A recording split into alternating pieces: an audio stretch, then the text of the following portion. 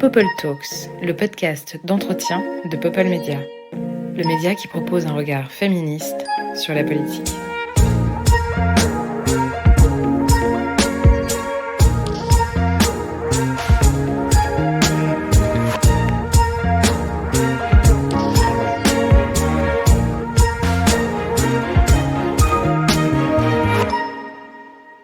Bonjour, bienvenue sur Popol Talk.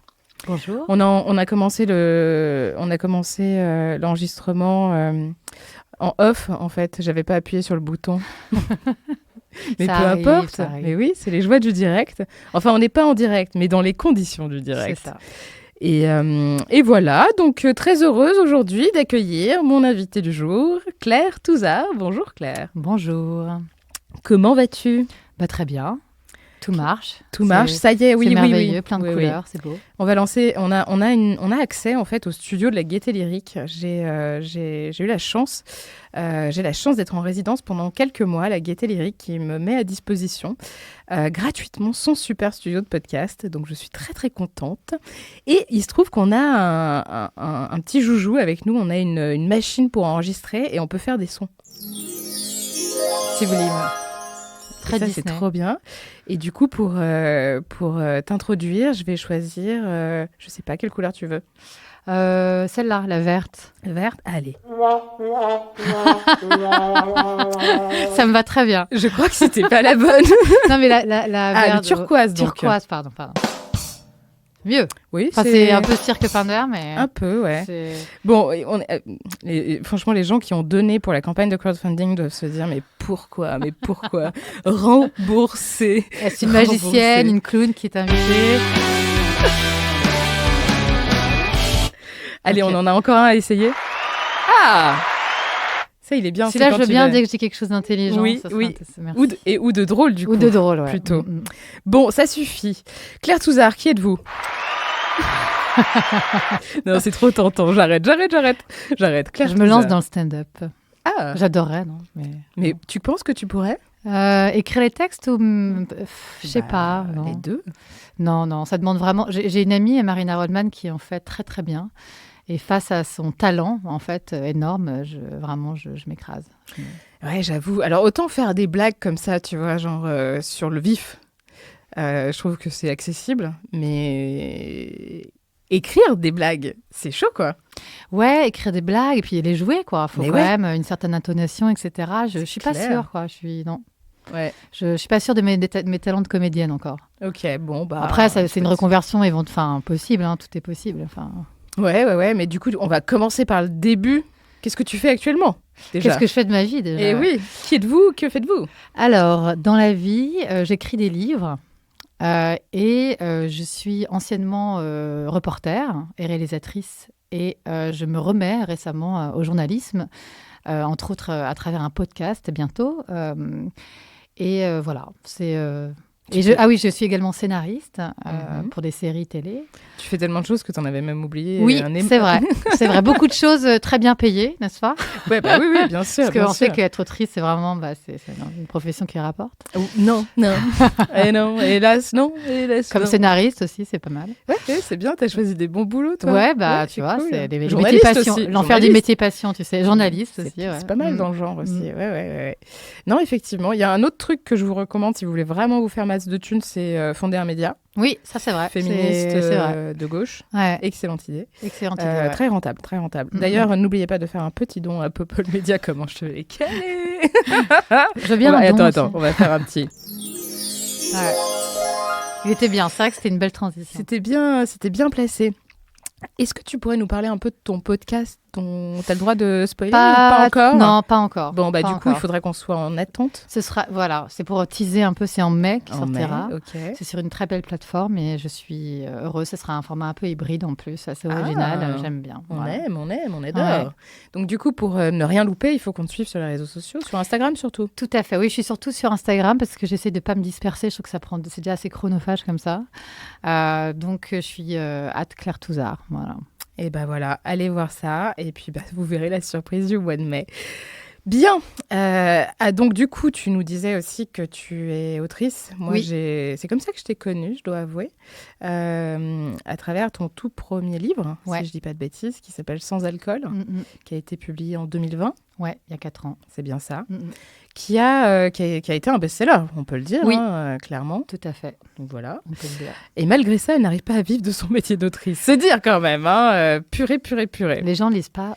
Pas assez, Non, mais ouais. c'est-à-dire, c'est ça qui est fou, c'est qu'un best-seller, finalement, c'est par rapport à, par exemple, un visionnage de série où c'est pas grand-chose, quoi. en fait. Ouais. Bah, c'est surtout qu'en Donc, fait, on récupère pas grand-chose en fait sur les bouquins. Bah non, c'est 1 euro et quelques, puis passer la barre des 10 000, ça passe à 2, mais bon, c'est vraiment rien sur un livre qui coûte 20 euros, quoi. Ouais, c'est clair. Et donc dans ce livre, je me permets d'en parler parce qu'on est encore dans une période de Dry January, Tout à pour fait. celles et ceux qui le suivent. C'est un peu un journal de bord de ton parcours vers la sobriété. Et il se trouve que, je vais raconter un peu ma vie, parce que après tout, pourquoi pas, hein, je veux dire. Moi, j'ai lu ce livre quand j'ai décidé de faire un dry, pas du tout en janvier, parce que, voilà, pourquoi pas en mai, finalement. Pourquoi pas. Voilà, le dry du mois de mai. Et je l'ai lu, et c'est assez drôle, parce que j'avais l'impression que tu m'accompagnais. Oh, c'est mignon. Ouais, c'est vrai. Et du coup, j'ai développé une certaine affection pour toi, Ah, je dois le c'est dire. Mais c'est vrai que c'était très réconfortant, en fait, de devoir faire ces efforts, parce que je l'admets, j'étais à une période de ma vie où je buvais très régulièrement, beaucoup trop, de toute évidence. Et c'est là où je me suis dit, ok, là, il faut que j'arrête, ça devient un peu n'importe quoi.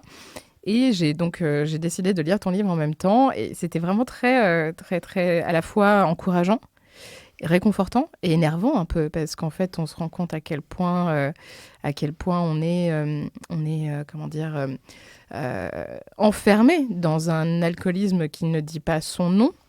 On ferme beaucoup les yeux, en fait, sur les ravages que peut avoir l'alcool, en fait, sur nos vies, sur la société. Et c'est ça que j'ai aussi beaucoup apprécié dans ton ouvrage, c'est que au-delà du récit individuel et personnel que tu explores à travers cet ouvrage, il y a aussi tous les enjeux politiques, sociétaux, économiques aussi, que tu traites. Et voilà, donc je me suis dit que c'était peut-être l'occasion pour celles et ceux qui nous écoutent de te donner la parole pour en parler un petit peu en cette période, parce que peut-être qu'il y a des gens qui ont envie, en fait, et qui ont besoin de ce soutien-là, et qui trouveraient peut-être un soutien en lisant ce livre. Ce qui est étonnant surtout, c'est qu'il continue à vivre. C'est-à-dire que 4 ans après, là, en mois de janvier, surtout pendant le Dry January, c'est incroyable comment j'ai été invitée encore à en parler, à quel point je reçois des messages sur le sujet. En plus, il y a une nouvelle vague de personnes maintenant qui écrivent des livres aussi dessus, tout ça. Donc, c'est une sorte de continuum. Parce que le Dry January est vraiment rentré dans les mœurs en France. C'était pas le cas quand je l'ai écrit. Surtout que Macron ne voulait pas le défendre. Il avait même annulé le soutien du gouvernement après le lobby, la pression des lobbies alcooliers, donc en 2020. Donc je vois vraiment le parcours, en fait, le changement de mentalité, c'est hyper agréable. L'autre jour, j'étais à une soirée, il y avait 3 filles, je crois, qui ne buvaient pas. Ça n'arrivait jamais avant. Après, bon, avec l'âge, ça arrive un peu plus, mais quand on vieillit. Mais c'est vrai que c'est un livre dont le succès m'a un peu dépassée presque, parce que je l'ai écrit de façon assez spontanée, même si il flirte un peu avec l'essai et que j'ai... En fait, à travers l'alcool, l'idée était de montrer une certaine vision de la France aussi, en fait. C'était ça qui était important pour moi, parce que j'ai grandi avec tout cet univers très chargé sur l'alcool. L'univers masculin, en l'occurrence, l'univers très libertin, jouisseur, des termes qu'on retrouve beaucoup aujourd'hui, par exemple, en parlant de Depardieu ou de Gainsbourg, etc. Et donc, toute cette France qui se définit, en fait, par le verre d'alcool, qui se définit par la propension à boire, le bon vivant. Le bon vivant, voilà. C'est vraiment une culture, en fait, au-delà d'une consommation. Et c'est vrai que l'alcool, finalement, cristallise énormément de questionnements. Et donc, que ce soit le rapport à la masculinité, à la féminité en France, que ce soit les enjeux économiques, hein, parce que c'est quand même, on est producteur de vin. Donc, il y a vraiment, ça a ouvert un sas de questions assez énorme. Et encore, depuis 4 ans, j'ai fait énormément d'émissions sur le sujet, et chaque fois, c'est des thèmes ou des angles différents. J'ai fait des recherches aussi historiques, et donc c'est passionnant en fait. Il y a encore beaucoup de choses à dire, je trouve. Oui, en effet. Et puis, il y a aussi moi, ce qui m'a beaucoup touchée aussi dans ton livre, c'est que tu fais preuve de vulnérabilité. Et c'est quelque chose dont on n'est pas habitué, en fait. C'est-à-dire que tu es finalement le personnage principal dans cet ouvrage, un peu l'héroïne que l'on suit au fil des pages. Et tu admets, en fait, tes failles. Et c'est assez particulier parce qu'on est dans une société où on glorifie la réussite, où finalement... et de simplement dire, en fait, ouais, je pense que je suis alcoolique, c'est quelque chose qui est très difficile. Oui, après, moi, je fonctionne vraiment comme ça, et c'est même mon prisme pour travailler en général, c'est que je pars de moi, en fait, et de mes erreurs et de mes échecs, ou de mes réussites parfois, ça peut arriver aussi. Mais ce que je veux dire, c'est que oui, et que je me dis en général, ce que je vis et ce que je traverse, beaucoup de gens le traversent aussi. Et donc, ça sert à rien d'essayer d'inventer un personnage ou quoi que ce soit, et plutôt de se poser la question de pourquoi la souffrance, pourquoi cette blessure, pourquoi.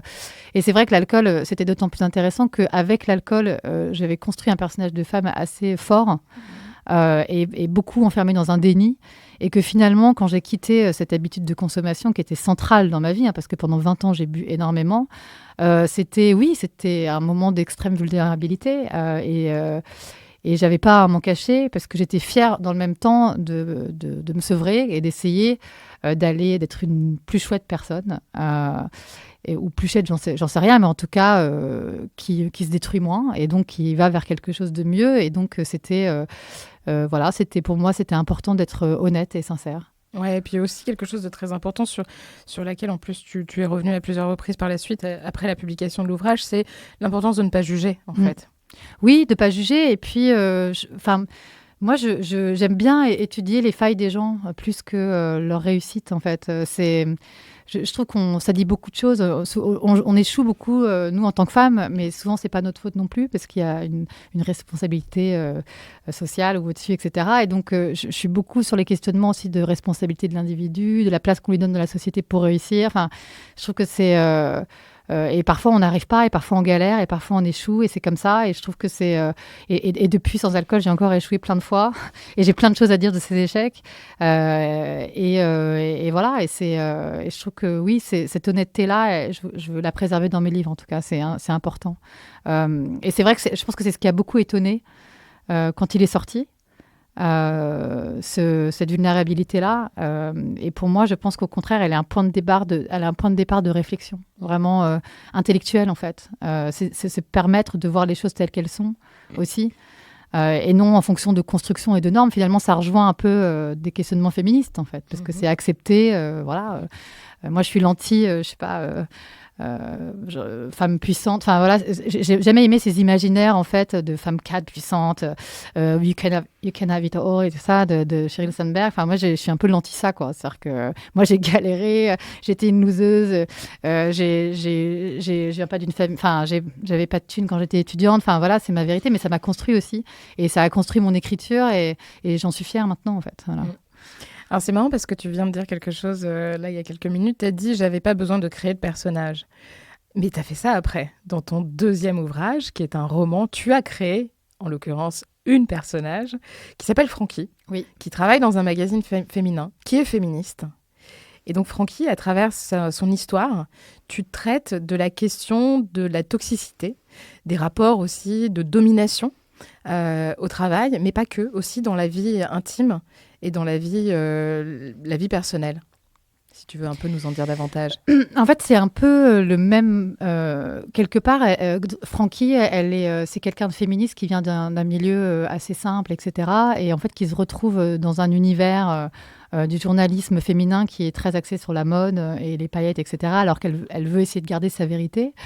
Et en fait, c'est un univers qui est un peu une drogue aussi, hein, le capitalisme, la notoriété, etc. Donc ça traite un peu des mêmes sujets finalement que Sans alcool. C'est un peu ce personnage aussi qu'elle va finalement se créer pour rentrer dans cet univers qui est très loin du sien et en fait où elle va échouer finalement encore une fois à y arriver, mais qui va être une très bonne leçon pour elle. Puisqu'en fait, elle va se rendre compte que ce système fonctionne de façon à éliminer les plus précaires, en fait. Et donc, voilà, c'est inspiré évidemment de mon histoire, puisque j'ai été dans un journal féminin. Et c'est beaucoup... en fait, moi, j'ai vraiment été nourrie à la littérature, à la Tom Wolfe, un peu, en fait, vraiment sur les analyses des faux-semblants des systèmes qui nous gouvernent, des critiques assez satiriques, en fait, américaines.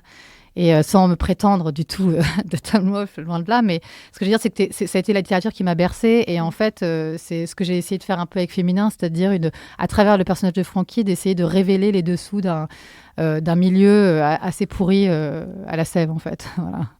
C'est clair. Et moi, ce que j'aime aussi, et je dois le dire, je te le disais tout à l'heure en off, et c'est pas du tout pour te lécher les bottes, parce que ce serait quand même dégueulasse, littéralement. Mais c'est vraiment d'arriver à trouver des autrices actuelles qui ont à la fois cette capacité d'apporter une critique vraiment de l'ordre journalistique, en fait, mais qui ont aussi cette capacité à écrire avec une très, très belle plume. Parce que moi, je trouve, j'adore ta plume, en fait. Et, merci.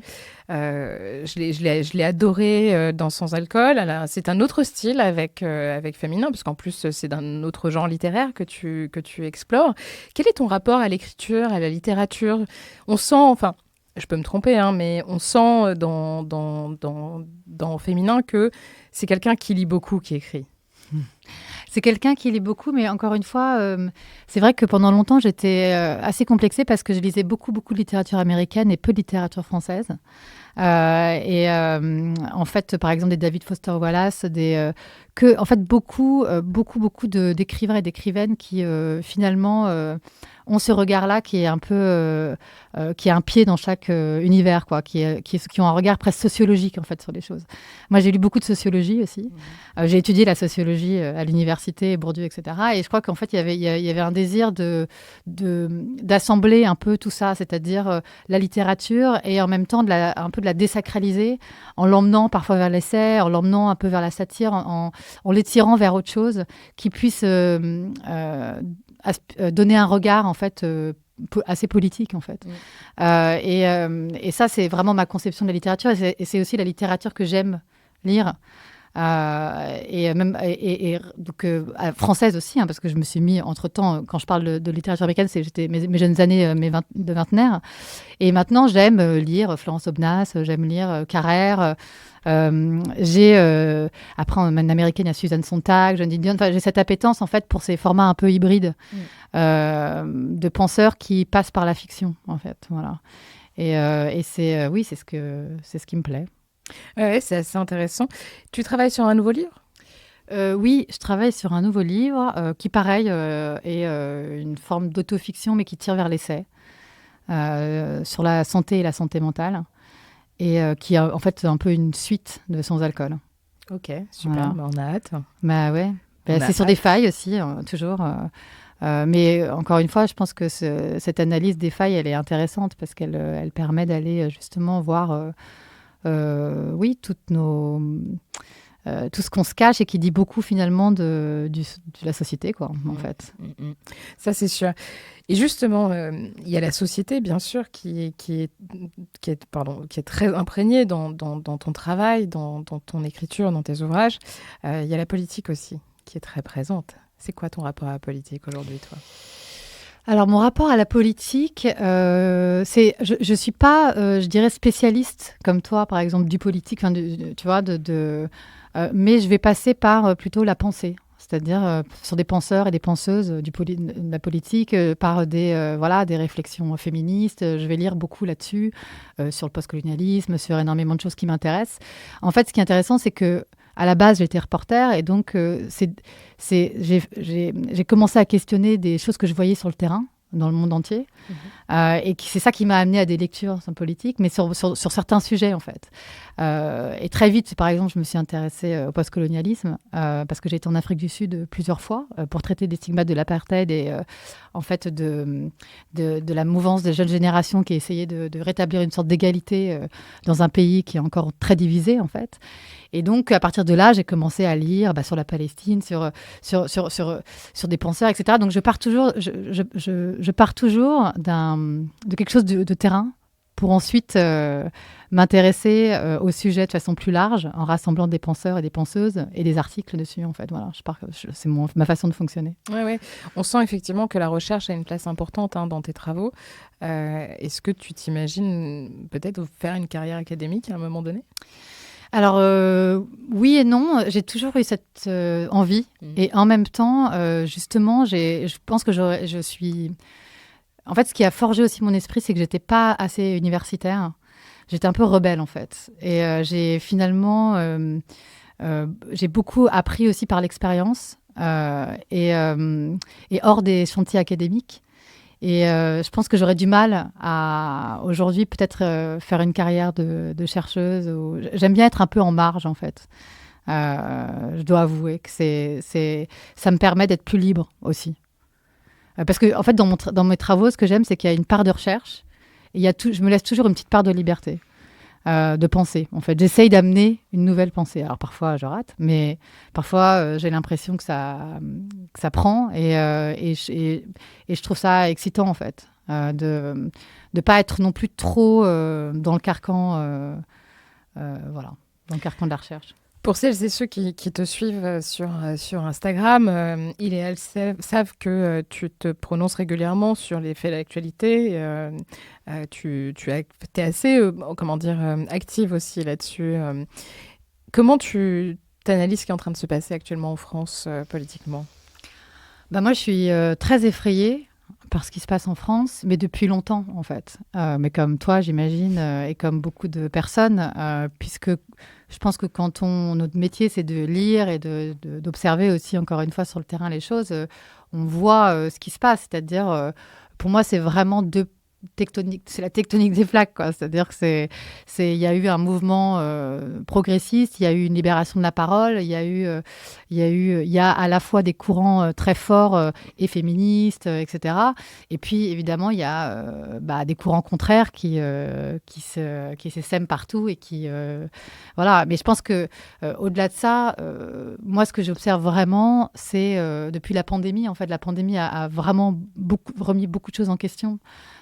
Parce qu'à la fois, comme le dit Butler, on était très connectés en termes d'organisme. Tout d'un coup, on avait une sorte de destin collectif. On était liés à une maladie. Il y avait quelque chose où tout était à l'arrêt. Et je pense qu'il y avait un peu des espoirs à ce moment-là que la société allait changer. Il y avait tout le monde se fondait de grands discours humanistes, etc. Et puis après, l'économie a repris de façon encore plus agressive. Je pense que les gens étaient dans une santé mentale terrible, en fait. La crise économique est venue tuer tout le monde, plus la guerre. Et en fait, aujourd'hui, j'ai l'impression que les gens ont peur, en fait. Et donc, il y a la peur réac et conservatrice, il y a la peur progressiste, et elles se clashent assez fortement. Et c'est dur de trouver une direction commune. Et celle qui gagne, malheureusement, c'est celle qui est la plus populiste. Enfin, j'aime pas trop le mot, mais voilà, qui donne des solutions assez radicales, genre virons les immigrés, on aura plus de travail, ou des slogans assez simples qui finalement agissent sur les peurs des gens de ne pas avoir de travail, etc. Donc on voit bien ce qui est en train de se passer, avec le gouvernement Macron qui, pour moi, n'est ni plus ni moins maintenant qu'un gouvernement d'extrême droite. Oui, c'est clair. Et puis en plus, on voit aussi en termes de droit de manière générale qu'il y a un recul très inquiétant, avec et pourtant un discours qui dit oui, on va constitutionnaliser le droit à l'IVG, par exemple, des choses comme ça. On fait plein de choses pour lutter contre les violences. Là, je parle plus pour les questions féministes, etc. Mais effectivement, c'est très inquiétant. Mais il y avait autre chose aussi que je voulais aborder avec toi, notamment par rapport à la période actuelle, politique actuelle, puisque les médias jouent un rôle très important. Et on le sait, nous, en tant que journalistes, que finalement, le récit que l'on porte, le récit que l'on transmet, a un impact réel sur les idées que les gens peuvent se forger Et moi, je vois, par exemple, qu'il est très difficile de se faire une place et d'imposer un récit alternatif à celui qu'on nous sert matin, midi et soir, qui est par ailleurs composé de mensonges et de choses complètement absurdes et irréalisables, et d'ailleurs non souhaitables, faut bien le dire. Tu as, toi, cette critique des médias, et tu montres qu'en fait, l'environnement médiatique aujourd'hui est encore totalement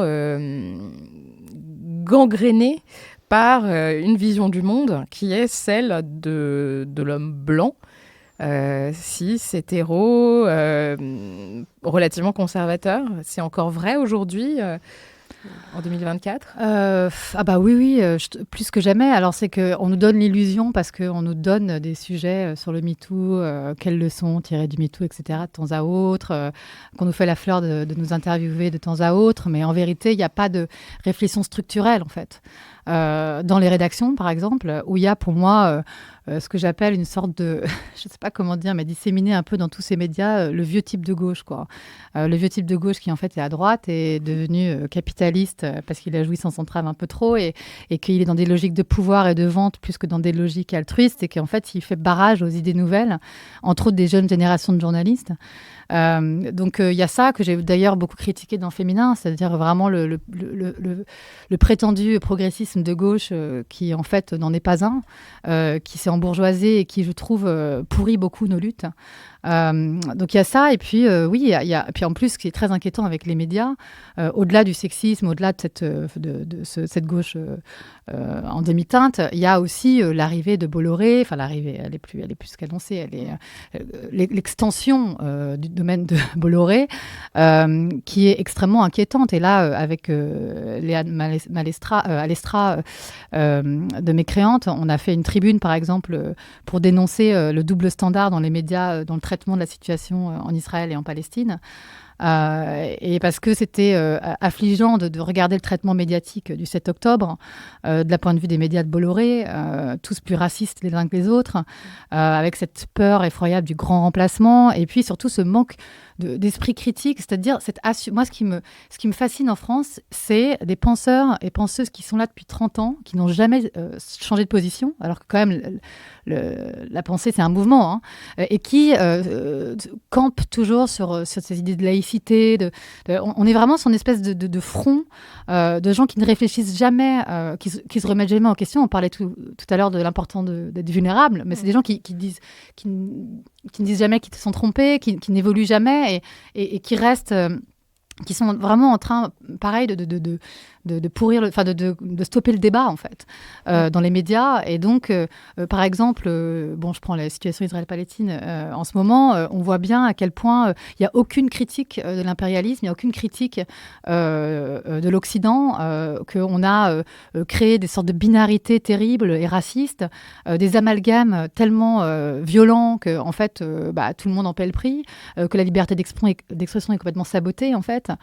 Et c'est vrai qu'il manque, je trouve, un observatoire en fait des médias, quelque part une instance qui puisse dire là ça ne va pas en fait. Ça s'appelle l'Arcom. Il y a l'Arcom pour la télé. Ouais, pour la télé uniquement. Mais déjà, alors je crois qu'elle a été saisie quand Caroline Forest a hiérarchisé des vies civiles, mais sinon on en entend quand même très peu parler. Je crois que Mathilde Panot l'a aussi sollicité dans la rediffusion du procès. Qui avait apparemment le discours d'Afrique du Sud sur les actes génocidaires d'Israël n'ont pas été diffusés in extenso, tandis que la parole israélienne a été diffusée dans son intégralité dans les médias. Donc je crois qu'il y a eu un appel de l'Arcom. On a saisi l'Arcom là-dessus. Mais c'est trop peu fréquent, c'est sur des petits coups comme ça. Moi, je trouve qu'il faudrait vraiment une instance de régulation plus forte, même dans la presse, quoi, où on puisse... parce que, si vous voulez, dès que vous allez à l'encontre aussi, dès que vous critiquez les médias, ce qui, par exemple, était mon cas avec le deuxième livre, vous n'allez pas avoir de presse, par exemple. Ce n'est pas un milieu qui se remet en question, c'est une congrégation, quoi. C'est comme les flics, c'est-à-dire qu'une fois qu'ils se sentent un peu attaqués, en fait, vous êtes sûr qu'ils vont se rétracter et que jamais ils vont... vouloir ouvrir le dialogue. Or, je trouve que aujourd'hui, c'est hyper important, d'autant plus avec ce qu'on disait juste avant sur Bolloré, etc. Ouais, c'est clair, mais les mécanismes que tu décris, c'est des mécanismes qui sont également à l'œuvre en politique, en fait. Et on comprend aussi qu'il y a une certaine porosité entre le monde médiatique et politique. Et qu'en fait, quand on voit, moi, je m'en rends compte, puisque il se trouve que j'ai quand même la chance d'intervenir sur une émission qui ne passe pas à la télé, qui est sur Twitch, qui s'appelle Backseat. D'ailleurs, ça reprend la semaine prochaine. Je suis très contente. D'arriver vraiment à challenger les personnalités politiques qui viennent et qui sont invitées dans l'émission. Et quand je me suis retrouvée dans des médias plus traditionnels et que je les ai autant challengés, ça a été excessivement compliqué. C'est-à-dire que soit, ça m'est arrivé une fois sur France Info avec Gilles Bornstein, soit on m'a dit « tu peux pas dire ça ». C'est-à-dire que le présentateur pendant l'émission m'a dit « tu ne peux pas dire ça », un député. Ce qui était quand même assez hallucinant. Soit c'est la personne qui est interviewée qui réagit en disant que je dis n'importe quoi, que je suis militante, etc. Et ça m'est arrivé pas plus tard que la semaine dernière avec un député Renaissance. Et là, pour le coup, la présentatrice a pris ma défense en me disant que j'ai le droit de dire ce que j'ai envie de dire, alors que j'étais juste en train de remettre en question, en fait, des faits et une politique publique qui ne fonctionne pas en matière d'éducation. Enfin bon, bref.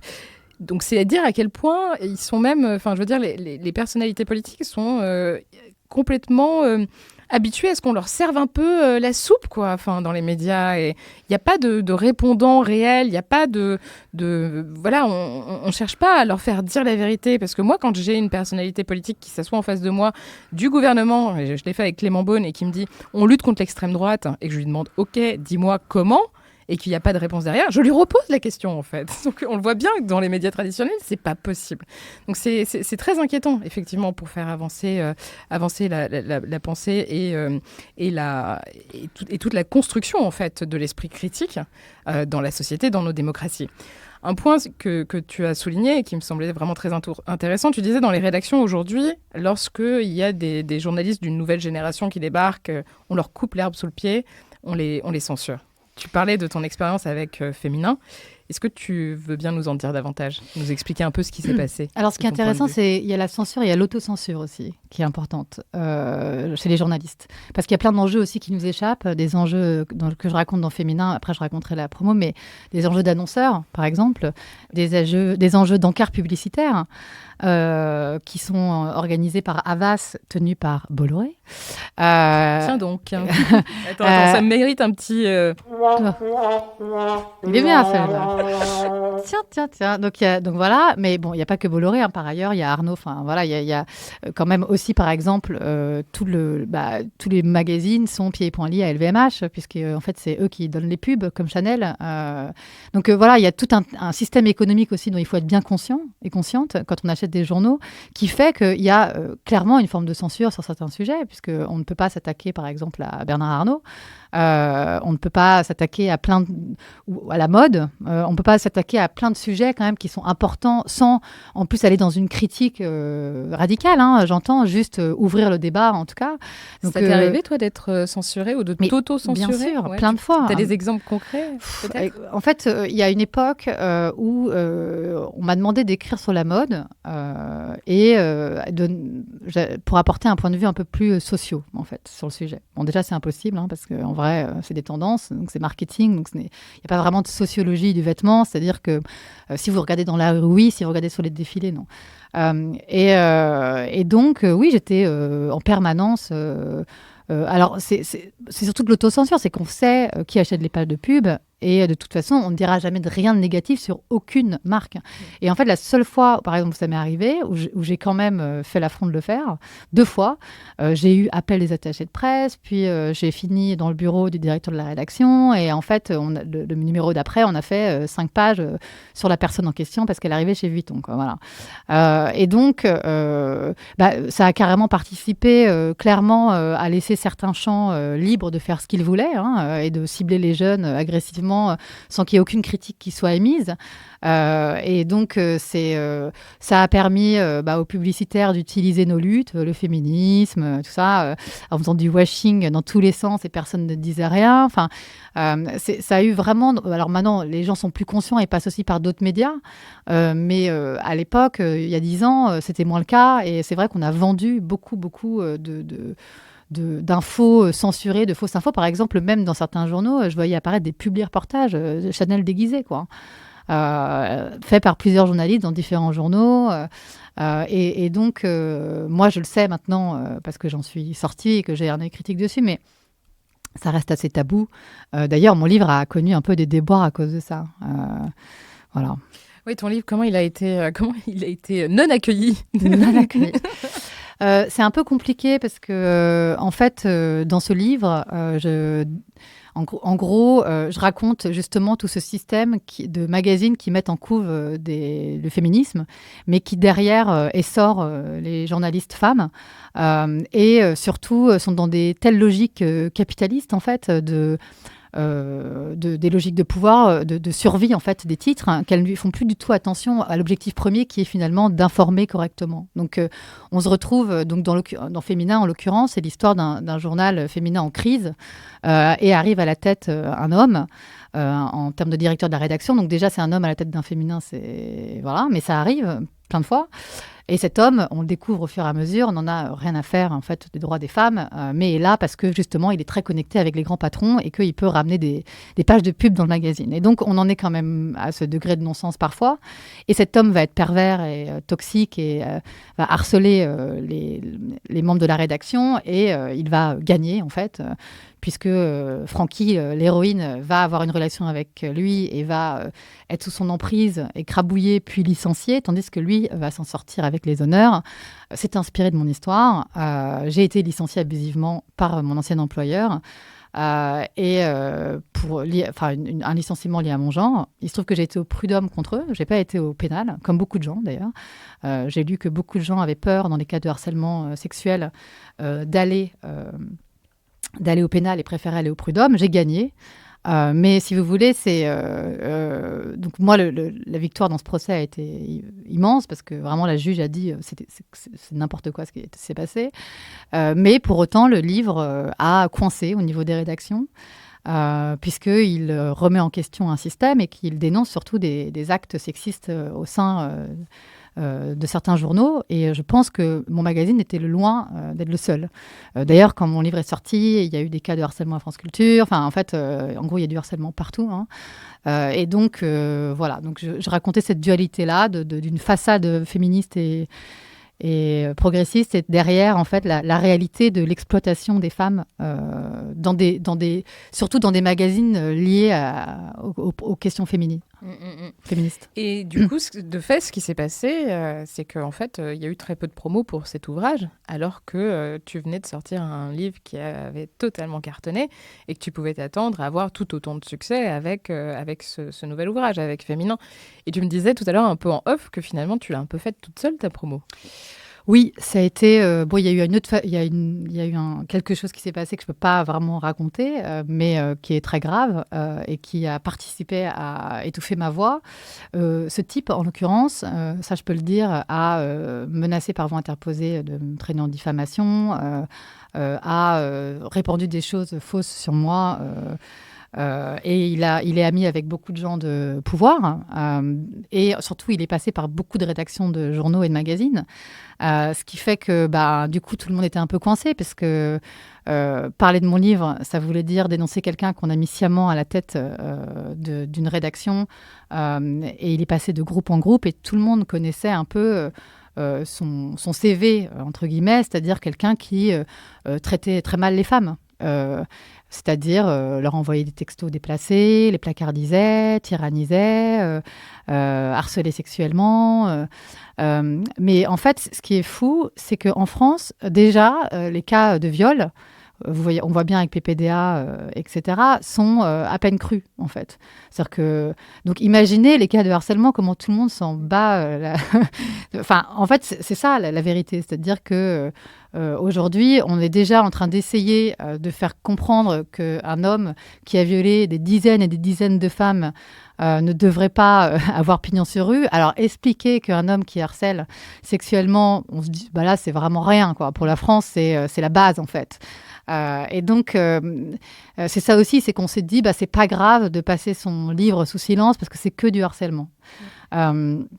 Et justement, moi, c'était important d'écrire ce livre pour dire que, en fait, le harcèlement, c'est très grave. Parce que ça vous détruit psychiquement, ça vous dégoûte de votre métier, ça participe très clairement aux inégalités, puisque, en fait, quand une femme est, comment dirais-je, draguée en permanence par ses collègues ou par son patron, en fait, elle se retrouve souvent dans des espèces de conflits d'intérêts où soit elle accepte ou soit elle n'accepte pas, mais dans les deux cas, elle se fait saquer. Enfin, je veux dire, ça a des conséquences désastreuses pour son épanouissement dans la sphère professionnelle, mais en fait, on s'en fiche. Et c'est comme si c'était un non-sujet. D'ailleurs, les plaintes aboutissent rarement, enfin, vous me direz les plaintes pour vol non plus, mais... et donc, ce livre commence d'ailleurs par un procès, mais il commence par l'héroïne, et c'est inspiré de ce que j'ai vu, qui voit le procès de quelqu'un d'autre pour harcèlement avant elle. Et la femme est dans un état maigrissime, et elle va perdre, etc. Et c'est la vérité, en fait, de ce qui se passe aussi, c'est qu'on en est à un tel point... où on n'arrive même pas à montrer les évidences terribles que passe Salas aussi nombre de sujets. Oui, alors que c'est révélateur de tout un système, en fait. C'est ce que tu cherches à montrer aussi, c'est que c'est systémique. C'est pas des cas isolés, c'est vraiment, ça relève de tout un système. Bah, c'est un système qui passe par plein de différentes formes, en fait. Et c'est ça qui, en fait, moi, ce qui aussi, je pense, a dérangé, c'est que mon personnage, je reviens sur le personnage de gauche, et de gauche, censément, il est ami des femmes, il est féministe, un homme féministe, on adore. Mais en tout cas, il a vraiment une étiquette qui est une couverture qui est celle-ci. Et en fait, en vrai, c'est quelqu'un qui est aussi misogyne que les autres et qui se sert de son pouvoir pour écraser, en fait. Et qui est soutenu par un boys club dans les hauteurs. Et que, en fait, on se rend compte que même dans les magazines féminins, finalement, ces titres sont tenus par des hommes. Et donc, ça pose aussi la question de la liberté d'expression des femmes, au final, puisqu'on voit bien que derrière tous les médias, généralement, les gens qui amènent de l'argent sont des hommes, et qu'on ne peut pas dire qu'à partir de là, il y a une vraie liberté d'expression. Ou alors, on fait comme toi, et on crée son propre média, mais on galère financièrement. Et donc... Faites des dons. Voilà, faites des dons. Mais c'est ça le truc, c'est que soit c'est la précarité de ce qu'on vit, parce qu'on a décidé que c'était plus possible. Moi, j'ai été dégoûtée du journalisme. Je suis partie, alors que c'était mon métier vraiment... un métier qui m'a forgée, quoi, en fait. Et ça m'a profondément atteint. Et je suis partie... Enfin, j'ai été licenciée, mais ensuite, il y a eu cette promotion horrible. Et là, j'ai dit, mais en fait... c'est pas possible, quoi, de me silencier une seconde fois. Et voilà, ça m'a dégoûtée de mon métier. C'est horrible quand même. Enfin, moi, j'ai grandi avec ce métier. J'avais une confiance inouïe en ce métier. Et c'est vrai que je pense que ça dégoûte énormément de femmes, mais que les solutions alternatives, elles sont précaires. Voilà. Et donc, moi, peut-être qu'il faudrait se rassembler à un moment donné pour créer une je ne sais pas. Mais où trouver les financements? Mais oui, excellente question. Écoute, Claire, si tu as une réponse, je veux bien que tu m'accompagnes en mission de conseil pour trouver de la thune pour Popol. Mais effectivement, c'est d'ailleurs ce que tu disais aussi dans cette interview de Mademoiselle. Tu disais, en fait, lorsqu'on a une véritable parole politique et qu'on cherche à avoir une parole politique un peu alternative, en quelque sorte, j'aime pas trop le terme, enfin, il n'est pas tout à fait adapté, mais on est précaire, bah oui, précarisé. Bah oui, parce que déjà, on prend des risques. C'est-à-dire que moi, clairement, je vais à l'encontre de beaucoup de discours de pouvoir, mais même pas de pouvoir. Je parle de...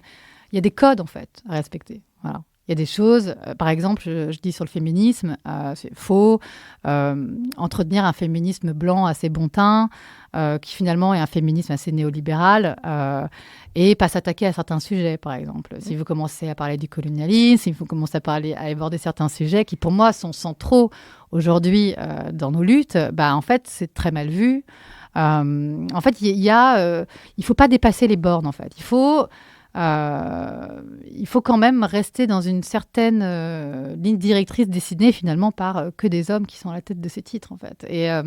Et voilà, et c'est vrai que... Alors, tous les titres ne sont pas achetés non plus, et il y a des super journalistes dans plein de médias, hein, mais il ne faut pas non plus faire un paysage noir des choses, mais je pense que même pour ces journalistes, parfois c'est dur. Et qu'il y a d'autres alternatives encore à trouver. Ouais, on cherche.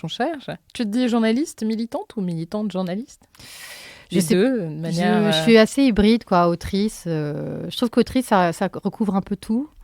Mais oui, je reste... là, je me remets au journalisme. Et voilà,